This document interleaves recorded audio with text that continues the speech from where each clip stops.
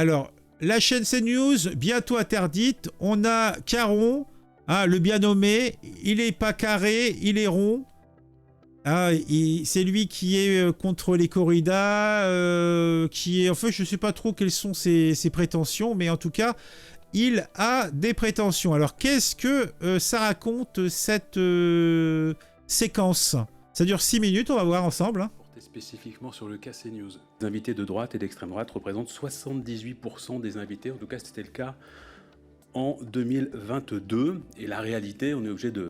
Alors, l'office qui s'occupe du temps de parole par groupe nous a dit qu'il n'y avait pas de problème au niveau des temps de parole. Après, quand on a, faut le dire aussi, c'est quand on a une majorité, voire la totalité, par exemple, des membres de l'AFI qui refusent d'aller sur les plateaux de CNews, ils peuvent pas être comptabilisés puisqu'ils veulent pas venir. De le reconnaître, c'est que cette chaîne n'est plus une chaîne d'information. C'est devenu une chaîne militante qui promeut un projet idéologique, un projet d'extrême droite avec une préférence pour le spectre d'extrême droite zémourien. Zemmour, dont la chaîne a d'ailleurs assuré la promotion dans le lancement de sa campagne pour la présidentielle. Et donc, la réalité factuelle, et personne ici pourra, je pense, en disconvenir, c'est que cette chaîne ressasse toujours les mêmes thèmes, les mêmes obsessions. Alors déjà, ça serait factuel. CNews se contente de traiter l'actualité. Si par contre... comme d'autres chaînes vont se concentrer sur les problématiques économiques, CNews va se concentrer sur les problématiques sécuritaires. Et il se trouve que c'est toujours les mêmes événements qui tombent. Donc ça peut être factuel autant que tu veux, mais tu peux pas remettre en question la ligne éditoriale de leur rédaction. Donc en fait, son factuel, il est factuel que pour son trou de balle, quoi. C'est... souvent dirigé d'ailleurs contre les musulmans, contre l'immigration. Et donc on est extrêmement loin du pluralisme de l'expression des courants de pensée et des opinions. Article 232. L'éditeur veille dans son programme à respecter les différentes sensibilités politiques, culturelles et religieuses du public. L'éditeur veille également à ne pas encourager les comportements discriminatoires en raison de la race, de l'origine du sexe, de l'orientation sexuelle, de la religion ou de la nationalité. L'éditeur s'engage également à lutter contre les discriminations, en prendre en considération dans la représentation à l'antenne la diversité des origines et des cultures. Là encore, CNews a été rappelé à l'ordre tellement de fois, elle a même été condamnée pour ça. Je prends un exemple pour ceux qui nous écoutent, parce qu'il y a des gens qui nous écoutent et qui sont intéressés par nos échanges. Et oui, Éric Zemmour, encore lui, qui peut dire tranquillement sur l'antenne, enfin pas tranquillement puisqu'il sera condamné pour ça, les migrants mineurs isolés sont tous des voleurs, des assassins, des violeurs. Et je le répète, les musulmans, c'est la cible quotidienne de CNews. Obligation de contenu. Peut-être. En fait, la seule erreur d'Éric Zemmour, d'ailleurs, il ne le fait plus maintenant, il fait plus cette erreur, c'est tous. Il faut jamais dire tous. Il faut dire certains. Il peut dire tout ce qu'il a dit, mais un pourcentage... Il peut même rajouter on va assurer le coup non significatif et des machin. Et là, ça passe crème. On peut rien lui dire. Mais s'il dit le mot tous, ça passe pas et c'est répréhensible. Et après, mais là, il prend comme exemple Éric Zemmour. Donc au moment où il était sur cette chaîne-là, il était éditorialiste.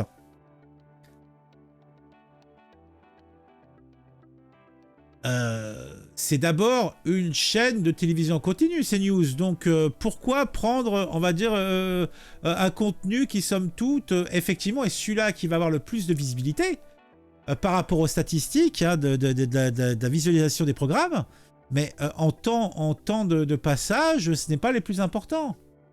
Salut Pierrot. Est-ce que l'IA pourrait corriger les propos du Bellâtre en remplaçant CNews par France Télé ou BFM, invité d'extrême droite par journalisme gaucho bobo, etc. Je pense que oui. Je pense qu'une IA pourrait le faire sans aucune espèce de problème, oui, bien sûr. Et même en faisant changer la bouche. Mais il faudrait marquer fait avec machin, quoi. Il faudrait le dire. Article 3.1.1, le service est consacré à l'information. Il offre un programme réactualisé en temps réel couvrant tous les domaines de l'actualité. Cette obligation n'est pas non plus couverte, n'est pas respectée, puisque CNews est devenue une chaîne de commentaires et non plus une chaîne de présentation des faits, comme devrait l'être une chaîne d'information, même si le commentaire a sa place sur une chaîne d'info, et je suis bien placé pour le savoir, puisque j'ai travaillé. Alors, il est de mauvaise foi, puisque toutes les chaînes font du commentaire. De toute façon, elles ne font que du commentaire.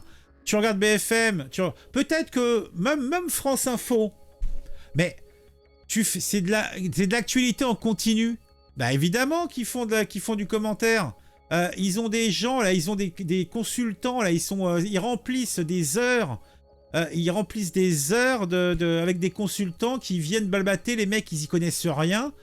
Que ça soit France Télévisions, que ça soit CNews, que ce soit BFM, que ce soit LCI, c'est la même. En fait, ils ont tous le même modèle. Simplement, CNews est maintenant c'est une chaîne d'opinion, plus qu'une chaîne, comme BFM, est une chaîne d'opinion macroniste. Va pas me dire que c'est autre chose. Macroniste, gaucho compatible. Voilà. Le service public est gaucho compatible. Plus gaucho compatible qu'autre chose d'ailleurs. Donc c'est dans l'ADN de ce type de chaîne. Donc il a bon ton de venir ramener sa grande gueule, l'ancien journaliste, à ce sujet-là. Je reviens de la France dite profonde, Bretagne, les vaches, les mecs sont prêts. La vache, les mecs sont prêts. Ils sont prêts à quoi, grand Dieu? Un géranium citronnelle, c'est encore mieux. Pour l'ancêtre de CNews, à l'époque où cette chaîne faisait vraiment de l'information. Et donc, si on reprend toujours l'étude menée par François Jost, eh bien, on constate que l'information stricto sensu, comme énonciation des faits, occupe seulement 13% du temps d'antenne sur les tranches étudiées. Et j'ajouterais qu'on trouve des choses très curieuses également.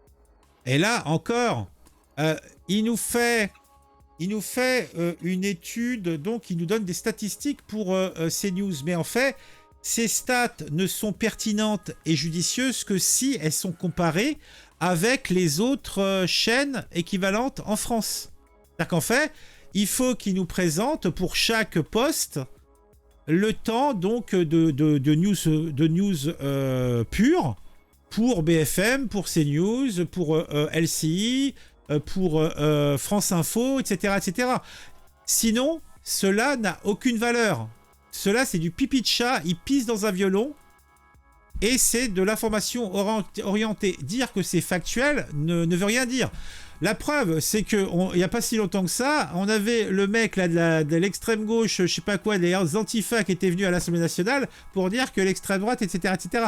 Donc en fait, il faut des données claires et pas des approximations. Sur CNews. Des choses qui, alors, pour le coup, n'ont aucun rapport avec l'information, avec le factuel. Par exemple, une émission qui s'appelle Enquête d'esprit, qui est une émission de militantisme catholique radical. Avec, par exemple, le 2 octobre 2022, une émission intitulée Ange et démons, le vrai combat. Et on a pu entendre le... Donc ça aussi, c'est un truc, effectivement, ça a fait bien parler à l'époque.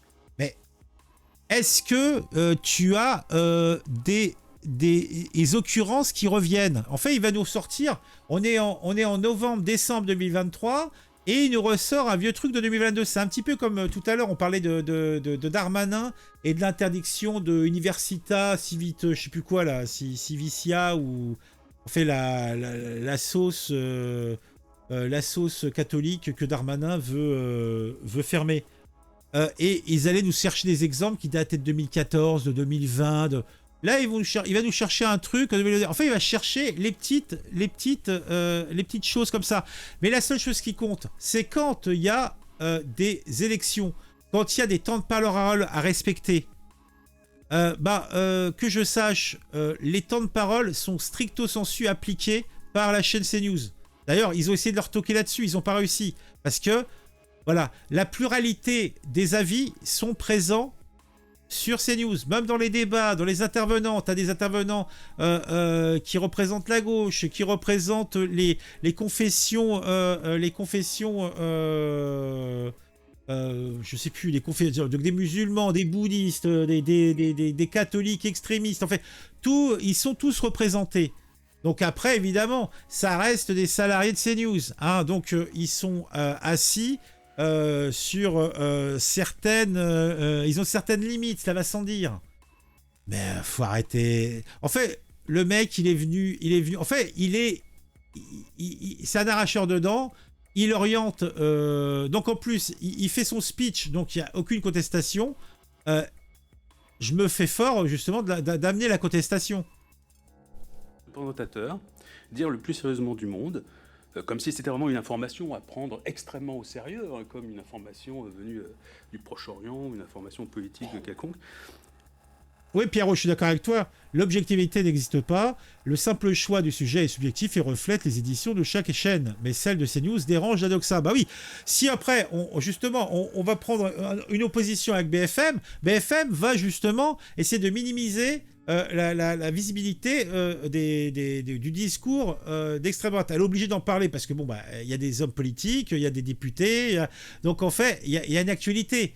Et même les autres chaînes vont parler énormément des propos de Zemmour, des propos donc du RN, et par exemple, parce que ça fait vendre. On va parler du petit gamin, là, par exemple BFM, là, il y a eu le gamin qui s'est fait traiter de sale chrétien, etc. Ou alors l'histoire de la gamine de 13 ans qui s'est fait martyriser dans le 9e arrondissement de Lyon. Toutes les chaînes privées, donc BFM, LCI, CNews, en ont parlé. Peut-être le service public un peu moins, j'en sais rien. J'ai pas regardé, mais ça y a été, hein. Donc en fait, si ce que dit Caron était vrai, bah, seul CNews aurait dû en parler. Je trouve que CNews en a moins parlé que les singulièrement, on a moins parlé. C'est une réalité plus sournoise que tous les virus, plus dangereuse que toutes les épidémies, plus contagieuse aussi que toutes les infections. Cette réalité, ce sont les forces du mal. Elles étendent leur pouvoir dans toutes les sphères de la société. Mais nous avons un allié, l'archange Saint-Michel. Comment lutter contre le mal avec les armes de la foi? C'est le thème de cette émission aujourd'hui. Il faudra qu'on m'explique le rapport avec de l'information. Donc, je ne voudrais pas monopoliser. En fait, il se fait plus con qu'il n'est. Il y a aussi, il en parle pas, il y a aussi une autre émission, je crois sur CNews, où tu as une gonzesse un petit peu New Age qui vient parler donc des, je sais pas, peut-être pas des signes astrologiques, mais en fait des énergies, etc. C'est vraiment le truc New Age. Et je crois qu'ils ont ça aussi sur CNews. Bah, il en parle pas, mais il pourra en parler effectivement. Mais l'information, c'est aussi du contenu feuilletonnant, du contenu en fait niché pour remplir les cases. Rien de choquant, hein. Quand tu as BFM qui fait des soirées spéciales sur je sais pas quel amuseur, c'est plus de l'ordre du spectacle, c'est pas de l'information. Et pourtant, ça n'a pas l'air de te gêner outre mesure. Non, bon, de toute façon, on sait bien que c'est un jeu rigolo. Un monsieur, je suis député du 18e ou je sais plus du 20e, et puis je viens à Versailles, et puis voilà quoi, parce que bon, je vais pas non plus vivre avec le peuple quoi. Monopoliser la parole, je crois que vous avez bien compris le sens de mon propos, et je crois que vous avez été alerté vous-même à de nombreuses reprises sur le cas CNews, même si je comprends bien, et je vous ai bien entendu. Je comprends bien que vous ne puissiez pas aujourd'hui porter un jugement définitif sur l'avenir de CNews. Quand même, ces éléments que je livre aujourd'hui n'ont pas à votre connaissance, mais que je rappelle à votre mémoire. Ces éléments, est-ce qu'ils ne vous posent pas quand même problème au regard des obligations conventionnelles de la chaîne? Et est-ce que la question du retrait de son autorisation, donc le retrait de la fréquence, au groupe Bolloré, avec le projet actuel, est-ce que cette question est une question pertinente? C'est une lecture qui amène à demander aux médias audiovisuels de comptabiliser les personnalités politiques. Vous, quand vous êtes sur un plateau de télévision, donc tous les élus, bien évidemment, toutes les personnalités qui sont engagées dans un parti politique ou qui sont vraiment explicitement dans l'action politique, dans le combat politique. Mais on ne va pas au-delà, parce que la loi n'est pas écrite comme ça. Je pense que ce serait très difficile de l'écrire. Je ne vois pas bien comment on écrirait d'aller au-delà dans la comptabilisation, notamment des éditorialistes. Le rapporteur posait la question tout à l'heure. Je pense qu'au regard du principe de liberté, ce serait très, très problématique. Et donc la différence, effectivement, qu'on a, nous, dans les chiffres, avec le sémiologue que vous évoquiez tout à l'heure, c'est ça, c'est que c'est une modalité de contrôle du pluralisme. Alors, peut-être que nous avons tort, mais en tout cas, on le fait dans le cadre de la loi telle qu'il est, elle est rédigée. Des manquements caractérisés à la loi, et cette chaîne en a commis, amène le régulateur à intervenir dans les conditions qui sont, que j'ai eu l'occasion d'évoquer tout à l'heure, que ce soit la mise en demeure.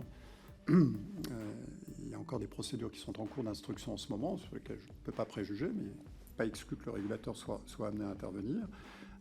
Vous évoquiez un éditorialiste qui était encore un éditorialiste. Je rappelle que l'autorité, pour la première fois, a sanctionné une chaîne d'information, cette chaîne-là, à laquelle vous avez fait allusion, à une hauteur qui, à l'époque, était sans précédent. On peut considérer que ce n'était pas assez, mais à l'époque, c'était sans précédent au regard de l'histoire de l'autorité. Voilà, alors la fin de l'autorisation, vous avez évoqué, mais à la fin de l'autorisation, elle arrive. Qu'est-ce qui se passera après? Je vous renvoie à mes propos précédents, je ne peux pas préjuger de la suite du film. Voilà, donc c'était intéressant. Alors que dire? Pas grand-chose. Hein. Je pense que j'ai commenté Fort Laser tout du long. Bah merci donc aux camarades Simon HDF qui nous a envoyé ce lien sur le Discord. Donc n'hésitez pas à faire comme lui. Hein. Envoyez sur le Discord les contenus qui vous semblent pertinents à regarder, à analyser, à commenter. Hein. Je pense que c'est pas mal. Je suis de la campagne, t'inquiète pas pour moi, la question est pas là. Tu sais le faire. Ah bon, ça... Et Roselyne Croc, Bachelot, en consultant et Ruquier présentant une tranche info chez BFM, c'est du journalisme d'investigation. Met le parent d'élève décolonisé chez les cathos royalistes. Oui, bon. Tout cela n'est pas beau, tout cela n'est pas propre. Ok.